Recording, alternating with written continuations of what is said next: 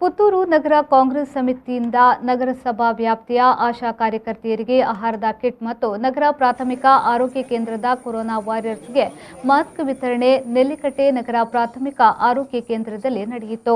ಮಾಜಿ ಶಾಸಕಿ ಶಕುಂತಲಾ ಟಿ ಶೆಟ್ಟಿಯವರು ಕಿಟ್ ವಿತರಿಸಿ ಮಾತನಾಡಿ, ಹಿಂದೆ ಆಶಾ ಕಾರ್ಯಕರ್ತರನ್ನ ಗುರುತಿಸುವವರಿಲ್ಲದಿದ್ದು ಅವರನ್ನ ಸಮಾಜಕ್ಕೆ ತೋರಿಸಿಕೊಟ್ಟದ್ದು ಕೊರೋನಾ.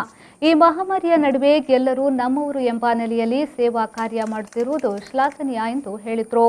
ಸಮಾಜದಲ್ಲಿ ಬಂದಂತಹ ಮಹಾಮಾರಿಗೆ ಈ ಮಹಾಮಾರಿಯನ್ನು ಎಷ್ಟಂದ್ರೆ ಮನೆಯವರಿಗೆ ಸೌಖ್ಯ ಇಲ್ಲದಿದ್ದರೆ ಮನೆಯವರೇ ಹೆದರುವಂಥ ಈ ಸಂದರ್ಭದಲ್ಲಿ ಎಲ್ಲರೂ ನಮ್ಮವರು ಅಂತ ಹೇಳಿ ಅವರ ಮನೆ ಬಾಗಿಲಿಗೆ ಹೋಗಿ ಅವರ ಆರೋಗ್ಯ ನೋಡಿ ಅವರಿಗೆ ಬೇಕಾದಂಥ ಮದ್ದು ಕೊಡುವಂಥ ವ್ಯವಸ್ಥೆಯನ್ನು ಮಾಡುವ ಎಲ್ಲ ಸಹೋದರಿಯರಿಗೂ ನಾನು ಹೃದಯಪೂರ್ವಕ ನಿಮಗೆ ಅಭಿನಂದನೆ ಸಲ್ಲಿಸ್ತಾ ಇದ್ದೇನೆ.